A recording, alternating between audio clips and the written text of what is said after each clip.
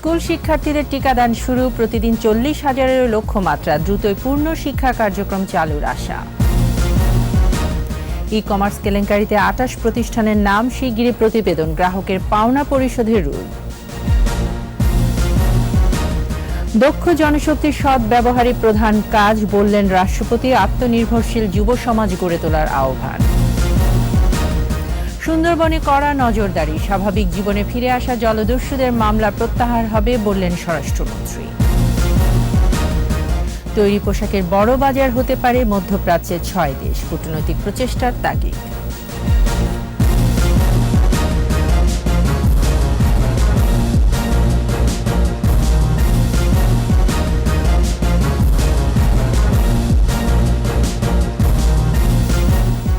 শুনছিলেন first security ইসলামী bank limited সংবাদ শিরোনাম। আমন্ত্রণ সন্ধ্যা 7:21 সংবাদে, সাথে আছি আমি তাইজিন রহমান। দর্শক, 21 টেলিভিশনের সংবাদ একই সাথে সরাসরি দেখতে পাবেন আমাদের ফেসবুক পেজ www.facebook.com/2124 অনলাইনে। এছাড়া সংবাদে আরও থাকছে। টানা 3 হারে টি-20 বিশ্বকাপ থেকে ছিটকে পড়েছে বাংলাদেশ, নিয়ম রক্ষার ম্যাচে কাল প্রতিপক্ষ দক্ষিণ আফ্রিকা।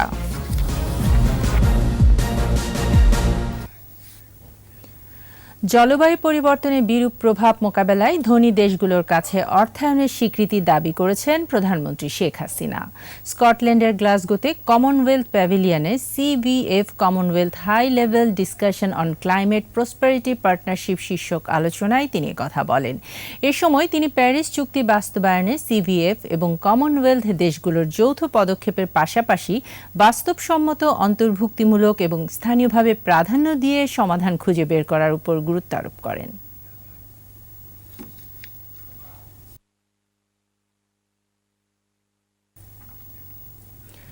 ফাইজারের টিকায় 12 থেকে 17 বছর বয়সী শিক্ষার্থীদের টিকা দেয়া শুরু হয়েছে। রাজধানীর 8টি কেন্দ্রে প্রতিদিন 40,000 টিকা দেওয়া হবে বলে জানিয়েছেন স্বাস্থ্যমন্ত্রী জাহিদ মালিক। আর শিক্ষামন্ত্রী ডাক্তার দীপু মনি বলেন, টিকাদান কর্মসূচি যত দ্রুত সফল হবে তত দ্রুত পুরোপুরি শিক্ষা কার্যক্রম চালু করা যাবে। বিস্তারিত জানাচ্ছেন স্মৃতি মণ্ডল। রাজধানীর মতিঝিল আইডিয়াল স্কুল অ্যান্ড কলেজে 12 থেকে 17 বছরের শিক্ষার্থীদের টিকা কার্যক্রম উদ্বোধন করা হয়।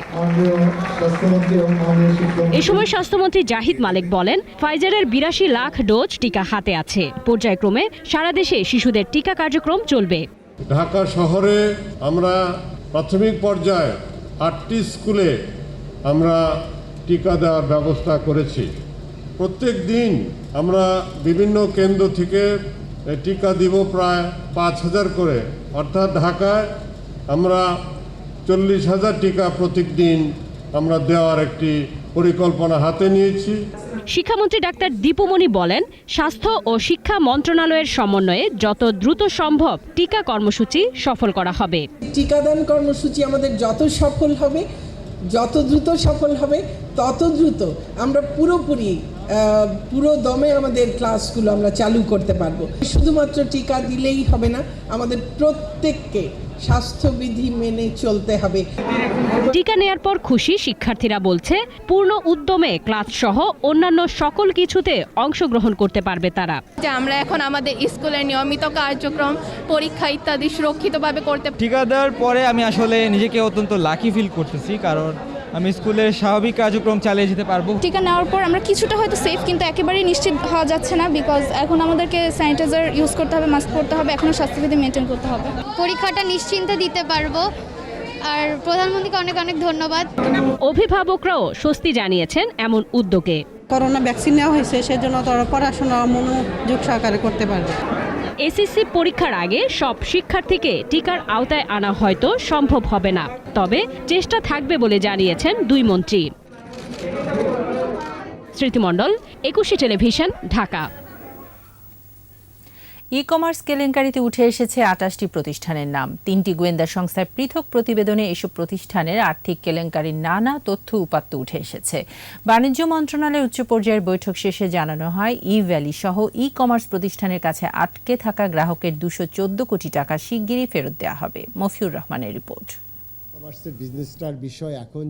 সাম্প্রতিক সময়ে দেশে ই কমার্স কেলেঙ্কারির পর লাগাম টেনে ধরতে তৎপর সরকার। একই সাথে প্রতিষ্ঠানগুলোতে গ্রাহকের আটকে থাকা টাকা ফেরত দেওয়ারও উদ্যোগ নেওয়া হচ্ছে। সমস্যাগুলো হয়েছে, এরই অংশ হিসেবে সচিবালয় বাণিজ্য মন্ত্রণালয়ে উচ্চ পর্যায়ের বৈঠক অনুষ্ঠিত হয়। বৈঠকের সিদ্ধান্ত অনুযায়ী সব ই কমার্স প্রতিষ্ঠানকে ইউনিক আইডি নিতে হবে বলে জানান অতিরিক্ত সচিব। খুব দ্রুতই এই ইউনিক বিজনেস আইডি যেটা আছে সেটা আমরা চালু করব এবং যারা এই ই কমার্সে বিজনেস করবে তাকে ম্যান্ডেটরি এটা রেজিস্ট্রেশন করতে হবে। এই রেজিস্ট্রেশনটা আমরা খুব শিগগিরই আমরা খুলে দেবো এবং এটা তারা অনলাইনেই করতে পারবে। সরকারের ৩টি গোয়েন্দা সংস্থা ১৯, ১৭ ও ১৩টি প্রতিষ্ঠানের বিরুদ্ধে তথ্য দিয়েছে। এর মধ্যে ৮ প্রতিষ্ঠানের নাম ২টি প্রতিবেদনে এসেছে। এসব প্রতিষ্ঠানের তালিকা বাংলাদেশ ব্যাংকের কাছে হস্তান্তর করা হবে। এছাড়া ব্যাংক হিসাব সহ অন্যান্য তথ্য দেওয়া হবে মন্ত্রিপরিষদ বিভাগে। একটা বাহিনীর কাছ থেকে আমরা ১৯ জনের তালিকা পেয়েছি, একটা বাহিনীর কাছ থেকে ১৭ জনের তালিকা পেয়েছি, আর একটা বাহিনীর কাছ থেকে আমরা 13টা তালিকা পেয়েছি। এই তালিকাগুলো আমরা কম্পাইল করে ফিনান্সিয়াল ইন্টেলিজেন্স ইউনিট, বাংলাদেশ ব্যাংকের যেটা ইন্ডিপেন্ডেন্ট অথরিটি, তাদের কাছে এই তালিকাটা আমরা আজকে হ্যান্ডওভার করব। এই রিপোর্টটা ক্যাবিনেটে যাবে ১১ তারিখে। ১১ তারিখের পরে আমাদের একটা সিদ্ধান্ত আসবে যে এটা পরবর্তীতে কি করা হবে। ৩০ জুন থেকে ই কমার্স প্রতিষ্ঠানে আটকে থাকা গ্রাহকের টাকা শিগগিরই ফেরত দেওয়া হবে। ইভ্যালি কেলেঙ্কারির পর কয়েকটি ই কমার্স প্রতিষ্ঠানের ব্যাংক হিসাব ফ্রিজ করে সিআইডি। এ টাকা ছাড় করতে স্বরাষ্ট্র মন্ত্রণালয়ে চিঠি দেওয়া হয়েছে। ২১৪ কোটি টাকা যেটা আমাদের ৩০ জুনের পরে আটকা আছে এবং সেটা আমরা দ্রুত ফেরত দেওয়ার ব্যবস্থা করছি এবং সেই মিটিংয়ের সিদ্ধান্তের আলোকে অলরেডি আমরা নিরাপত্তা বিভাগ যেটা আছে আমাদের স্বরাষ্ট্র মন্ত্রণালয়ে, তাদেরকে আমরা চিঠি দিয়েছি এবং এটা ফ্রিজ করা আছে। সেটা ডিফ্রিজ হলে আমরা অন্তত ২১৪ কোটি টাকা ভোক্তাদেরকে খুব শিগগিরই আমরা ফেরত দিতে পারবো। ই কমার্স প্রতিষ্ঠানগুলোতে গ্রাহকরা অনলাইনে পেমেন্ট করেছিলেন, টাকাও ফেরত পাবেন অনলাইনে। ভোক্তার কাছে এটা কিন্তু অনলাইনেই ফেরত যাবে। Mofiur Rahman, ২১ television, Dhaka. E commerce প্রতিষ্ঠানে পেমেন্ট গেটওয়েতে আটকে থাকা টাকা গ্রাহকদের কেন ফেরত দেওয়া হবে না তা জানতে চেয়ে রুল জারি করেছেন হাইকোর্ট।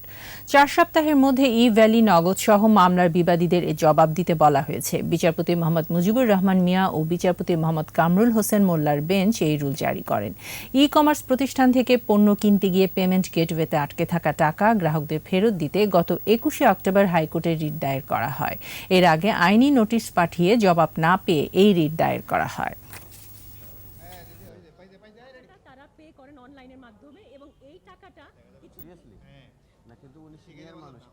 গ্রাহকদের এই টাকা ফেরত প্রদানের জন্য কেন নির্দেশ দেয়া হবে না, এই টার্মসেই রুল। যেমন নগদ আছে, বিকাশ আছে, ফাস্টার পেমেন্ট আছে, এসএসএল আছে, সূর্যপে একটা আছে।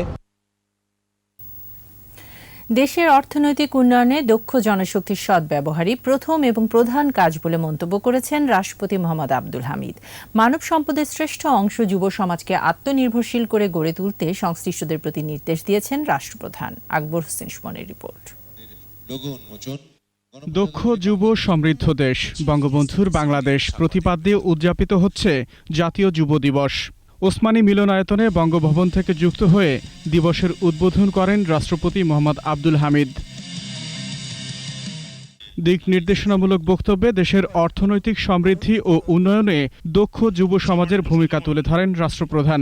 মানব জীবনের শ্রেষ্ঠ সময় যৌবনকাল এবং মানব সম্পদের শ্রেষ্ঠ অংশ যুব সমাজ। তাই দেশের অর্থনৈতিক উন্নয়নে আমাদের প্রথম ও প্রধান কাজ হচ্ছে আমাদের ডেমোগ্রাফিক ডিভিডেন্ড এর সদ্ব্যবহার করা, যে সেজন্য যুবদেরকে উৎপাদনশীল কর্মকাণ্ডে ব্যাপকভাবে সম্পৃক্ত করতে হবে। সম্ভাবনার পাশাপাশি মানব সৃষ্ট সংকটের চ্যালেঞ্জ মোকাবেলার প্রস্তুতি নিতে যুব সমাজের প্রতি আহ্বান জানান রাষ্ট্রপতি। সম্ভাবনার পাশাপাশি যুব সমাজের সামনে চ্যালেঞ্জও অনেক। দারিদ্র্য, অশিক্ষা, কর্মসংস্থানের অভাব, অপরাধ ও সহিংসতা সমাজে বিশৃঙ্খলা ও অস্থিরতার জন্ম দেয়। এই ব্যাপারেও যুব সমাজকে দৃঢ় পদক্ষেপ নিতে হবে। শুধু নিজে ভালো থাকলে চলবে না, অন্যরাও যাতে ভালো থাকে সে চেষ্টাও করতে হবে। কাঙ্ক্ষিত বাংলাদেশ বিনির্মাণে যুব সমাজকে অগ্রসৈনিক হিসেবে আখ্যা দেন রাষ্ট্রপ্রধান। দেশকে কাঙ্ক্ষিত লক্ষ্যে নিয়ে যেতে অব্যাহত উন্নয়নের কোনো বিকল্প নেই, আর যুব সমাজ এই ক্ষেত্রে অগ্রসৈনিক হিসাবে ভূমিকা পালন করবে। আকবর হোসেন সুমন, ২১ টেলিভিশন, ঢাকা। ধর্ষণ ও হত্যা মামলা ছাড়া সুন্দরবনের দস্যুদের সব মামলা প্রত্যাহার করা হবে বলে জানালেন স্বরাষ্ট্রমন্ত্রী আসাদুজ্জামান খান কামাল। দস্যুমুক্ত সুন্দরবন দিবস উপলক্ষে বাগেরহাটের রামপালে আত্মসমর্পণ করা জলদস্যুদের পুনর্বাসনে ঘর, দোকান, নৌকা, গবাদি পশু হস্তান্তরের অনুষ্ঠানে স্বরাষ্ট্রমন্ত্রী বলেন, সুন্দরবনে আর কোনো অপরাধ করতে দেয়া হবে না। প্রতিনিধিদের সহায়তায় জসিম জুয়েলের রিপোর্ট। 2018 সালের 1 নভেম্বর সুন্দরবনকে দস্যুমুক্ত ঘোষণা করেন প্রধানমন্ত্রী শেখ হাসিনা। সুন্দরবনকে আমি দস্যুমুক্ত ঘোষণা করছি। সোমবার সেই ঘোষণার 3য় বর্ষপূর্তি পালন করা হয়। বিপদগামীরা যাতে সঠিক পথে ফেরে সেজন্য তাদের পুনর্বাসনে সহায়তা করছে সরকার। এর অংশ হিসেবে সোমবারও 328 জনের মধ্যে 102টি ঘর, 90টি মুদির দোকান, 12টি জাল ও মাছ ধরার সরঞ্জাম ও 228টি গবাদি পশু বিতরণ করা হয়। অনুষ্ঠানে মন্ত্রী বলেন, সুন্দরবনে কোনো ধরনের সন্ত্রাসী কর্মকাণ্ড করতে দেওয়া হবে না। সুন্দরবনে র্যাবের স্থায়ী ক্যাম্প করারও ঘোষণা দেন স্বরাষ্ট্রমন্ত্রী। ধর্ষণ এবং খুন এই 2টি মামলায় যাদের নামে আছে, তাছাড়া আমরা সব মামলায় তুলে। আজকেও আমি বলছি, আমি আবার রিপিট করছি, আমরা অবশ্যই সেই জায়গায় এখনো সঠিক আছি। আমাদের কাছে আমি বারবারই এসে জিজ্ঞাসা করি যে কয়টি মামলা আছে, আমাদের কাছে নিয়ে এসো। স্বরাষ্ট্রমন্ত্রী বলেন, সুন্দরবন এলাকায় কেউ সন্ত্রাসী কর্মকাণ্ড করতে চাইলে নিরাপত্তা রক্ষাকারী বাহিনীও বসে থাকবে না। অনুষ্ঠানে খুলনার সিটি মেয়র, পুলিশের মহাপরিদর্শক বেনজির আহমেদ, র্যাবের মহাপরিচালক আব্দুল্লাহ আল মামুন সহ অন্যরা উপস্থিত ছিলেন। জসিম জুয়েল, 21 টেলিভিশন। তৈরি পোশাকের বড় বাজার হয়ে উঠতে পারে পারস্য উপসাগরীয় অঞ্চলে মধ্যপ্রাচ্যের দেশগুলো। এসব দেশের ঐতিহ্যবাহী পোশাক উৎপাদনের সক্ষমতা অর্জনের তাগিদ অর্থনীতিবিদদের। একই সাথে প্রচার চালানো ও কূটনৈতিক প্রচেষ্টার জন্য পররাষ্ট্র ও বাণিজ্য মন্ত্রণালয়ের উদ্যোগ জরুরি মনে করছেন তারা। মেহেদি হাসানের রিপোর্ট। 2020 সালে $27.47 বিলিয়ন তৈরি পোশাক রপ্তানি করে বাংলাদেশ। এর মধ্যে পারস্য উপসাগরীয় অঞ্চলের 6 দেশ সৌদি আরব, আরব আমিরাত, কাতার, কুয়েত, ওমান ও বাহরাইনে রপ্তানি হয়েছে মাত্র $367 মিলিয়ন পোশাক। যদিও করোনা মহামারী সত্ত্বেও এসব দেশ গেল বছর $10 বিলিয়ন তৈরি পোশাক আমদানি করেছে।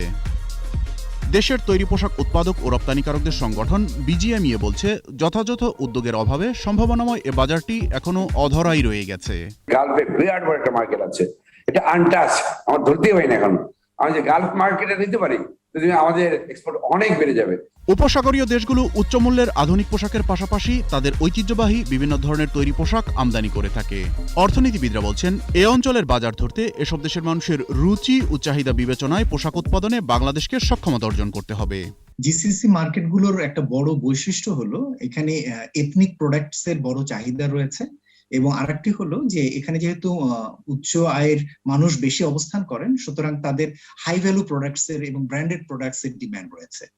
তো এথনিক প্রোডাক্টস গুলোর ক্ষেত্রে অনেক ক্ষেত্রেই আমাদের খুব বেশি পরিচিত না, কিন্তু অন্য যে প্রোডাক্টের মার্কেট গুলো যেগুলো high value item, branded item যেগুলো, সেটির জন্য আসলে আমাদের এখনো ব্র্যান্ডেড মার্কেটের পণ্য হিসেবে আমাদের এখনো পরিচিতি গড়ে ওঠেনি। পাশাপাশি জোরদার করতে হবে বাণিজ্যিক কূটনীতি এবং দেশগুলোতে আয়োজন করতে হবে বাংলাদেশে তৈরি হওয়া পোশাকের একক প্রদর্শনী। পররাষ্ট্র মন্ত্রণালয়ে কিন্তু বিরাট একটা কাজ হচ্ছে এখানে, ওরা যে কাজটা ঠিক মতো করতে পারে আমরা সাপোর্ট দিব। আমরা সিঙ্গেল কান্ট্রি ফেয়ার হলে আমরা সবাই সেখানে যাব, প্যাভিলিয়ন করব।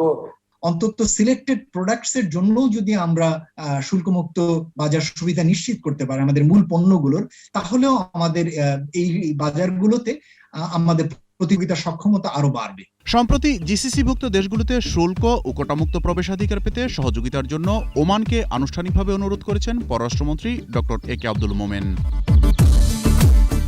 মেহেদি হাসান, 21 টেলিভিশন, ঢাকা। নিচ্ছি সংবাদ বিরতির পর যা থাকবে। চট্টগ্রামের মানুষ না চাইলে সিআরবিতে হাসপাতাল নির্মাণ হবে না বললেন রেলমন্ত্রী। গ্রেপ্তারের পর রায় পর্যন্ত কারাবাস, সাজা থেকে বাদ যাবে আপিল বিভাগের আদেশ।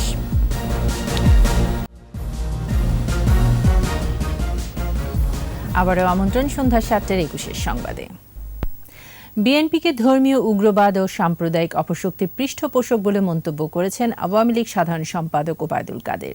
ভার্চুয়াল ব্রিফিংয়ে তিনি অভিযোগ করেন, ধর্ম এবং সাম্প্রদায়িকতাকে বিএনপি অস্ত্র হিসেবে ব্যবহার করছে। এদেশে ধর্মীয় উগ্রবাদ এবং সাম্প্রদায়িক অপশক্তির পৃষ্ঠপোষক এবং নির্ভরযোগ্য ঠিকানা হচ্ছে বিএনপি। ক্ষমতা যেতে এবং ক্ষমতা অবৈধভাবে ধরে রাখতে বিএনপি সাম্প্রদায়িক দলগুলোর উপর নির্ভর করে। চট্টগ্রামের মানুষ না চাইলে সিআরবিতে হাসপাতাল নির্মাণ করা হবে না বলে জানিয়েছেন রেলমন্ত্রী নুরুল ইসলাম সুজন। সকালে রেল ভবনে চট্টগ্রাম নাগরিক সমাজের প্রতিনিধি দল রেলমন্ত্রীর কাছে স্মারকলিপি প্রদান করেন। তারা বলেন, চট্টগ্রামে ফুসফুস সিআরবি, স্থানে কোনো বাণিজ্যিক প্রতিষ্ঠান নির্মাণ না করার আহ্বান জানান তারা। পরে রেলমন্ত্রী বলেন, এ প্রকল্প প্রধানমন্ত্রী কার্যালয়ের জলবায়ু সম্মেলন শেষে প্রধানমন্ত্রী দেশে ফেরার পর এ বিষয়ে সিদ্ধান্ত নেওয়া হবে বলেও জানান তিনি।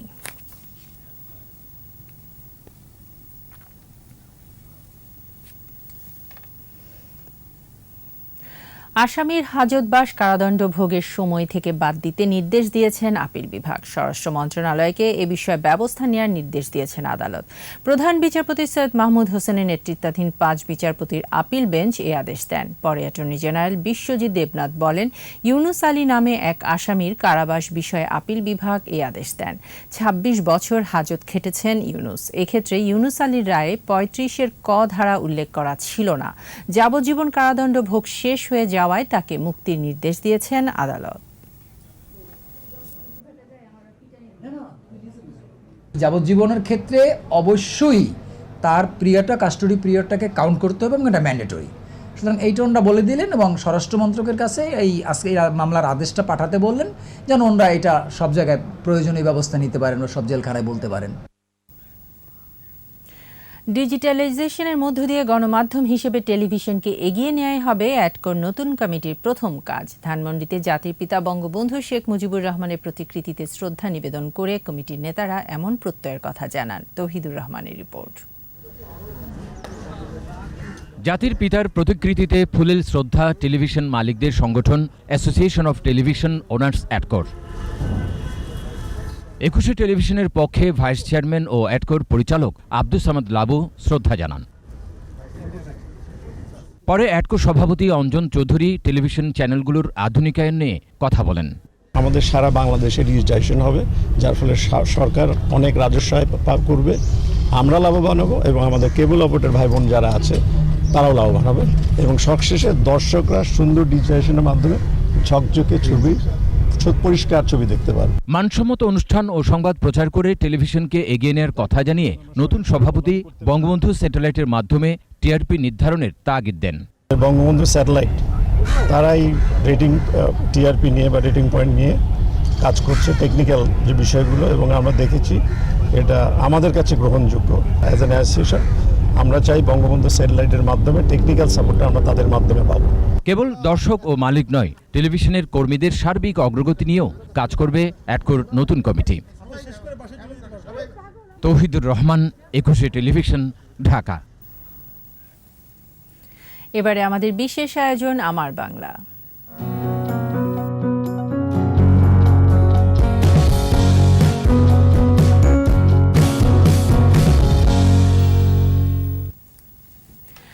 মানুষ ছাড়া খেপারে তুই মূল হারাবি, মানুষ ভজলে সোনার মানুষ হবি। বাউল সম্রাট ফকির লালন শাহ এভাবেই সৃষ্টির মাঝে স্রষ্টার সন্ধান করেছেন আজীবন। কুষ্টিয়া ছেউরিয়ায় সায়াজির আখড়া বাড়িতে আজও হাওয়ার মাঝে ভাত পেতে চোর ধরার সাধনায় নিত্য আসা যাওয়া ভক্ত, সাধু আর বাউলদের। লালন শাহর দর্শন তাই ছেউরিয়া থেকে ছড়িয়ে পড়েছে দেশ দেশান্তরে। কুষ্টিয়া প্রতিনিধি জহুরুল ইসলামের রিপোর্ট, জানাচ্ছেন মাসুমা লিসা। অনন্ত রূপ সৃষ্টি করলেন সাই, শুনি মানবের উত্তম কিছুই নাই। লালন শাহ, যিনি একজন ফকির বা লালন শাহ নামে পরিচিত। লালন ছিলেন একাধারে আধ্যাত্মিক বাউল সাধক, মানবতাবাদী, সমাজ সংস্কারক ও দার্শনিক। তার গানে ফুটে ওঠে অসাম্প্রদায়িক চেতনা, বিরল মানব দর্শন। জাত গেল বলে কি আজব কারখানা, লালন শাহের জন্মক্ষণ ও ধর্মপরিচয় আজও অজানা। জানা যায় অল্প বয়সে লালনের গুটি বসন্ত হয়। পরিবারের সদস্যরা সে সময় এক কলার ভেলায় তাকে কালীগঙ্গা নদীতে ভাসিয়ে দেন। কুষ্টিয়ার ছেউড়িয়ার বাসিন্দা মলম শাহ তাকে উদ্ধার করে সুস্থ করে তোলেন। অভিমানে লালনের আর নিজ বাড়িতে ফেরা হয়নি।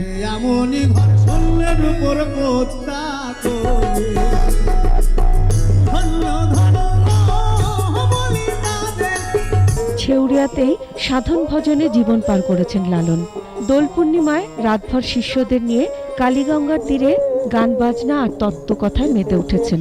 আজও সে ধারা অব্যাহত রেখেছেন শিষ্যরা। তাই তো সাঁইজির মৃত্যুবার্ষিকীতে ছেউড়িয়ার আখড়াবাড়িতে মহামিলন ঘটে গুরু সাধুদের।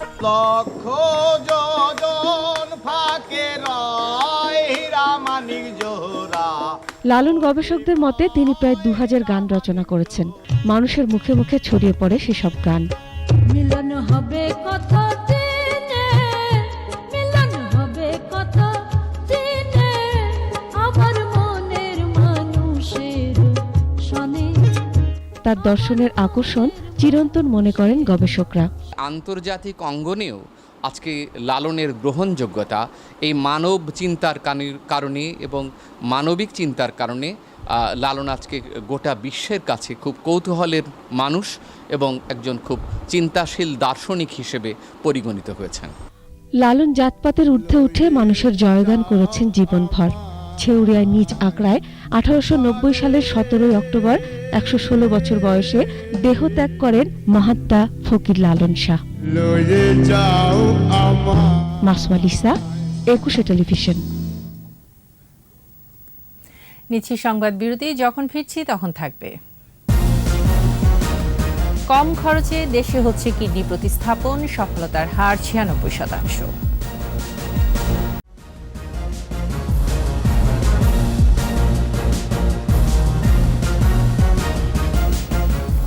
আবারও আমন্ত্রণ সন্ধ্যা 7:21 সংবাদে। মাত্র 2,10,000 টাকা খরচে দেশেই করা যাচ্ছে কিডনি প্রতিস্থাপন। রাজধানীর শ্যামলীর সিকেডি হাসপাতালে মিলছে এমন চিকিৎসা সেবা। হাসপাতালটির প্রতিষ্ঠাতা অধ্যাপক ডাক্তার কামরুল ইসলাম এরই মধ্যে 1000-এরও বেশি কিডনি প্রতিস্থাপন করে অনন্য নজির তৈরি করেছেন। হাসপাতালটির চিকিৎসা সেবা নিয়ে স্মৃতিমণ্ডলের রিপোর্ট, ক্যামেরায় ছিলেন আলী আহমেদ রুবেল। মনিরুল ইসলামের চোখের জলে বেঁচে থাকার আকুতি। একটি কিডনি বিকল। দীর্ঘদিন প্রবাসী থেকে যা উপার্জন করেছিলেন তার সবটাই শেষ কিডনি চিকিৎসায়। নিঃস্ব মানুষটি কুমিল্লা থেকে এসেছেন শ্যামলীর centre for kidney diseases and urology হাসপাতালে কিডনি প্রতিস্থাপন করাতে। স্কোয়ারে করছি, এখন কুমিল্লা টাওয়ারে করতেছি। এখন স্যার কাছে আসছি ভালো একটা পরামর্শের জন্য। ডায়ালিসিস করতে করতে আমি সব শেষ করে ফেলছি। স্ত্রী, 4 সন্তানের সংসারে মনিরুলই ছিলেন একমাত্র উপার্জনকারী। কিডনি দান করে স্বামীর জীবন বাঁচাতে চান স্ত্রী। ডায়ালিসিস তো ক্ষণিকের জন্য, যতক্ষণ করে এতক্ষণে ভালো, তারপরে তো অসুস্থ হয়ে যায়। এই জন্য মানে কিডনিটা ট্রান্সফার করলে ভালো থাকবে এই আশায় দিতে চাই আর কি। সিকেডি হাসপাতালে 22 বেডের ডায়ালাইসিস ইউনিটে প্রতিদিন 50 থেকে 60 জন সেবা নেন 1,500 টাকায়। কিডনির জটিলতা ও প্রতিস্থাপনের জন্য দেশের বিভিন্ন প্রান্ত থেকে অসংখ্য রোগী আসেন এই হাসপাতালে। এখানে আসছি পরে আমার কম খরচ হয়েছে। শরৎপুর থেকে আসছে, ওনার কিডনির সমস্যা আজকে 6-7 মাস।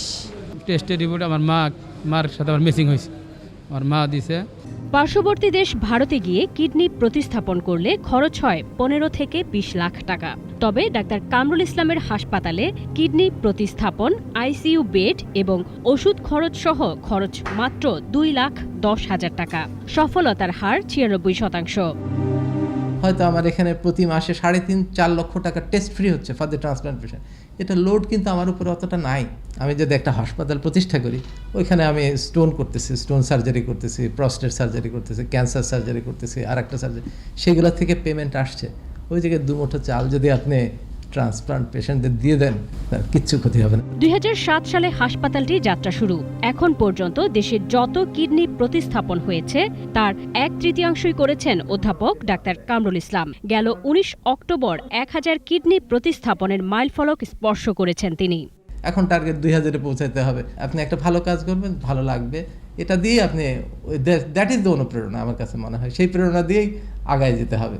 আমার সহকর্মী, আমার সিস্টার, ব্রাদার, তাদের এটা কোথা থেকে আসছে আমি জানি না। দে ফাইট ফর দ্য পেশেন্ট। গরিব ও অসহায় মানুষদের স্বল্প ব্যয়ে উন্নত সেবা দেয়াই লক্ষ্য ডাক্তার কামরুল ইসলামের। বিত্ত বৈভবের মোহ টানে না তাকে। শুধুমাত্র আইসিইউতে যারা মারা যাচ্ছেন, যারা ব্রেন ডেড হয়েছে, সেই কিডনিটা নিয়ে 2 জন পেশেন্টকে বাঁচানো যায়। আমরা এখনও এটাতে করতে পারিনি। আশা করছি হয়তো আগামী 2-3 বছরের ভিতরে আমরা এভরিডে ট্রান্সপ্লান্ট করতে পারবো। ভালো কাজের জন্য ইচ্ছে শক্তির বিকল্প নেই। কোনো ধরনের অনুদান ছাড়াই চলছে সিকিটি হাসপাতালের কার্যক্রম। স্মৃতিমণ্ডল, একুশে টেলিভিশন, ঢাকা। বাংলাদেশে বিনিয়োগে বিদেশিদের আগ্রহ বাড়ছে। সদ্য শেষ হওয়া বাণিজ্য ও বিনিয়োগ সম্মেলনের মধ্য দিয়ে নতুন এক বাংলাদেশকে চিনেছে বিদেশি উদ্যোক্তারা। ঢাকায় যৌথ সংবাদ সম্মেলনে এসব তথ্য জানিয়েছে বাণিজ্য মন্ত্রণালয় ও ডিসিসিআই। মেহেদী হাসানের রিপোর্ট। গত 26 October Bangladesh trade and investment summit 2021-এর উদ্বোধন করেন প্রধানমন্ত্রী শেখ হাসিনা। 7 দিনব্যাপী এ সম্মেলনের আওতায় বাংলাদেশের অর্থনীতি, কর কাঠামো, বাণিজ্য ও বিনিয়োগ সম্ভাবনার উপর অনুষ্ঠিত হয় 6টি আন্তর্জাতিক সেমিনার। পাশাপাশি 369টি B2B বৈঠক হয় অনলাইনে। আয়োজক প্রতিষ্ঠান Dhaka chamber of commerce and industry ও বাণিজ্য মন্ত্রণালয় বলছে, সফলে সম্মেলনের মধ্য দিয়ে নতুন এক বাংলাদেশকে চিনেছে গোটা বিশ্ব। বিদেশি অনেক প্রতিষ্ঠান আগ্রহ প্রকাশ করেছে বাংলাদেশে বিনিয়োগে। কত বিনিয়োগ আসছে এটা কিন্তু ইম্পর্টেন্ট না, এটা বাংলাদেশটা যে জেগে উঠছে কোভিড পরবর্তীতে যে আমরা একটি ডাইনামিক ওয়েতে যে অর্থনীতি আগাচ্ছে, এটা সবাইকে জানান দেওয়া এবং এই ব্র্যান্ডিং এর পার্ট হিসেবে আমরা এটা করেছি। আলটিমেটলি কত হবে, কারণ আপনাদের বুঝতে হবে যে আমরা গতকালকে মাত্র এই রিপোর্টগুলো শেষ করেছি এবং আমরা কিন্তু প্রত্যেকের অপিনিয়ন নিচ্ছি। এই যে 552টা কোম্পানি, যে আমাদের ব্যর্থতা কোথায় আছে, আমাদের সমস্যা কোথায়, তোমরা বলো, সেগুলো আমরা সমাধান করে দিব। এলডিসি উত্তরণ পরবর্তী বাজার সুবিধা ধরে রাখতে বিভিন্ন দেশের সাথে মুক্ত বাণিজ্য চুক্তি বা এফটি এর কথা ভাবছে সরকার। এক্ষেত্রে স্থানীয় শিল্পের সুরক্ষার দিকটি সর্বোচ্চ গুরুত্ব পাবে বলে জানান বাণিজ্য সচিব। আমাদের শুল্ক, গড় শুল্ক হচ্ছে 14 থেকে 15%-এর মতো। আর যেসব দেশের সঙ্গে আমরা এফটিএ করতে চাচ্ছি, তাদের গড় শুল্ক কোনোটা হয়তো 3%, 4%, 6% এরকম। তাহলে ও যদি 6% কমায়, আমাকে কমাতে হবে 15%, তাহলে কিন্তু আমার অনেক রেভিনিউ লস হবে। আর একটি চ্যালেঞ্জ আছে, শুল্কগুলোকে যদি আমি একদম শূন্যে নামিয়ে আনি, কোনো বাছ বিচার না করে, তখন আমাদের দেশের অনেক শিল্প কিন্তু ক্ষতিগ্রস্ত হবে। আগামী কয়েক বছরের মধ্যে বিদেশি বিনিয়োগকারীরা সব সেবা অনলাইনে পাবেন, এমনটা জানানো হয় সংবাদ সম্মেলনে। আশা করি যে সামনে আরো দ্রুত ইমপ্রুভমেন্ট হবে। মেহেদী হাসান, একুশে টেলিভিশন, ঢাকা। গেল 27 অক্টোবর পাটুরিয়ায় ডুবে যাওয়া ফেরি আমানত শাহ উদ্ধার অভিযানে কাজ শুরু করেছে বেসরকারি একটি প্রতিষ্ঠান। প্রতিষ্ঠানটির ব্যবস্থাপক অজয় দেবনাথ জানান, 3 থেকে 4 দিন সময় লাগতে পারে ফেরিটি উদ্ধারে। এদিকে ফেরি ডুবির কারণে 5 নম্বর ঘাটটি বন্ধ থাকায় পাটুরিয়ায় যানবাহনের চাপ রয়েছে। পারাপারের অপেক্ষায় প্রায় 400 ট্রাক, তবে যাত্রীবাহী বাহনের তেমন চাপ নেই। বিআইডব্লিউটিসি সূত্রে জানা গেছে 16টি ফেরি দিয়ে যানবাহন পারাপার করা হচ্ছে।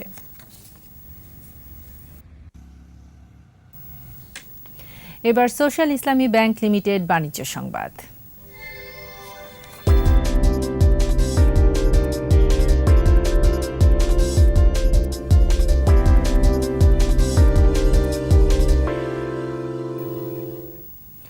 আবারও 7,000 পয়েন্টের নিচে নামল ঢাকা স্টক এক্সচেঞ্জের প্রধান সূচক। সোমবার ডিএসইতে লেনদেন হওয়া 276টি প্রতিষ্ঠানের মধ্যে দর বেড়েছে 133টির, কমেছে 205টির, আর অপরিবর্তিত ছিল 38টির দর।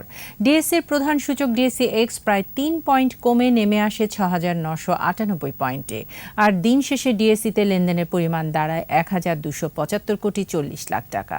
সূচক বেড়েছে অপর স্টক এক্সচেঞ্জ সিএসইতে, লেনদেন হয়েছে 43 কোটি 10 লাখ টাকা শেয়ার ও মিউচুয়াল ফান্ড।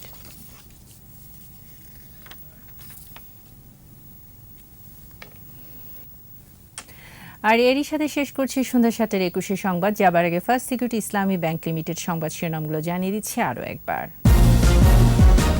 স্কুল শিক্ষার্থীদের টিকাদান শুরু, প্রতিদিন 40,000-এরও লক্ষ্যমাত্রা, দ্রুতই পূর্ণ শিক্ষা কার্যক্রম চালুর আশা। ই কমার্স কেলেঙ্কারিতে 28 প্রতিষ্ঠানের নাম শিগগিরই প্রতিবেদন, গ্রাহকের পাওনা পরিশোধের রুল। দক্ষ জনশক্তির সৎ ব্যবহারই প্রধান কাজ, বললেন রাষ্ট্রপতি। আত্মনির্ভরশীল যুব সমাজ গড়ে তোলার আহ্বান। সুন্দরবনে কড়া নজরদারি, স্বাভাবিক জীবনে ফিরে আসা জলদস্যুদের মামলার প্রত্যাহার হবে, বললেন স্বরাষ্ট্রমন্ত্রী। তৈরি পোশাকের বড় বাজার হতে পারে মধ্যপ্রাচ্যের 6 দেশ, কূটনৈতিক প্রচেষ্টার তাগিদ।